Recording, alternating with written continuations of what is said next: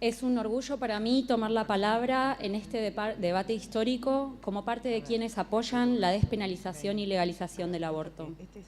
La pluralidad de voces que manifestamos es una muestra del carácter profundamente democrático de este movimiento que ha madurado sus argumentos en décadas de lucha política, de esfuerzo intelectual y de debate público. Como doctora en Ciencias Sociales y como investigadora del CONICET, me dedico al estudio de la experiencia del aborto y a la reflexión acerca del rol de los afectos y de las emociones en este debate público. En el libro La intemperie y lo intempestivo, experiencias del aborto voluntario en el relato de mujeres y varones, que escribimos con Julie Chaneton, presentamos los resultados de una investigación colectiva sobre la experiencia del aborto que fue apoyada por la Universidad de Buenos Aires, lugar en donde ambas trabajamos como docentes e investigadoras. Allí nos preguntamos por los efectos sociales de la clandestinidad del aborto y decimos que el Código Penal no impide que los abortos se realicen, sino que favorece una situación de clandestinidad donde prosperan múltiples formas de humillación para quienes abortan. El miedo, la incertidumbre y los malos tratos que favorece la intemperie de la clandestinidad resultan incompatibles con el respeto a la dignidad de las personas con capacidad de gestar. Advertimos que la clandestinidad protege un negocio que esquilma económicamente a todas las personas que necesitan abortar, a la vez que profundiza las desigualdades sociales.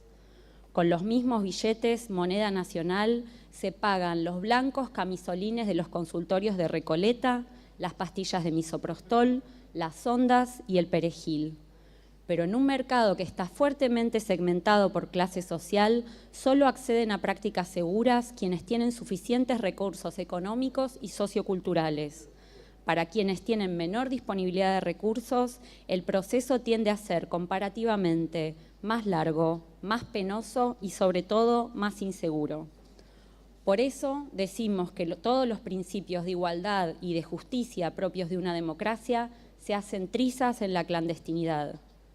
Escuchar de manera atenta las voces que provienen de la experiencia social del aborto permiten que avancemos en un debate encarnado y que no se limite la discusión acerca de preceptos morales, de aspectos legales o de cifras que pueden tender a volverse abstractas. Las voces de quienes abortan refutan la creencia de que las únicas reacciones posibles frente a un embarazo son la felicidad sin fisuras o la abnegación de quien acepta su función en un orden social ya establecido. Estas ideas preconcebidas solo pueden ser defendidas por quienes no tienen la empatía suficiente para comprender por qué un test de embarazo positivo puede desatar un mar de lágrimas y de angustia. Ese orden moralista de sentimientos tampoco puede explicar por qué hay tantas que no aceptan la maternidad como un destino ni se arrepienten de sus decisiones. En este punto se hace necesario recordar que ni la Organización Mundial de la Salud ni la Asociación Estadounidense de Psiquiatría han validado el uso de categorías diagnósticas que colocan al aborto como una experiencia traumática con consecuencias negativas para la salud mental. En Argentina asistimos a una transformación profunda del panorama de las luchas democráticas por el derecho al aborto.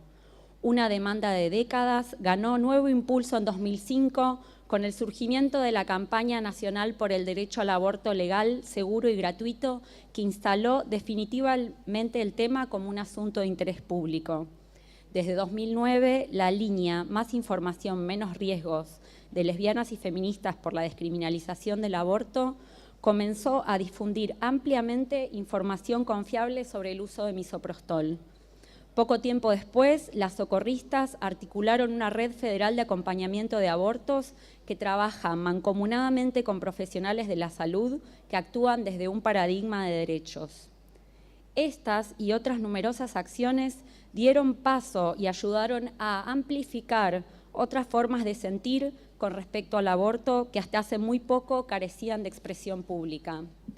Las lesbianas comenzaron a hablar del aborto con orgullo y porque este movimiento está muy cerca de quienes necesitan abortar, pudimos comenzar a hablar de la fortaleza y de la tenacidad que tienen quienes recurren a los abortos clandestinos.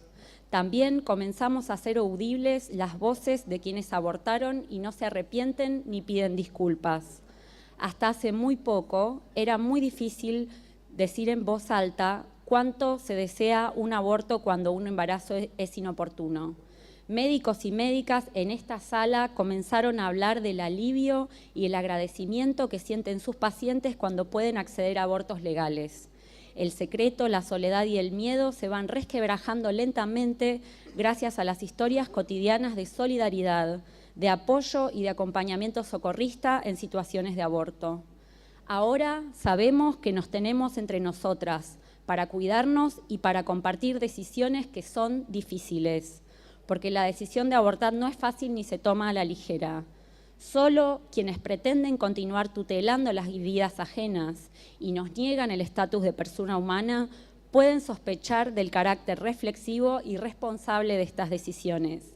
Señoras y señores diputados, no necesitamos de ningún comité de expertos que custodie nuestras decisiones.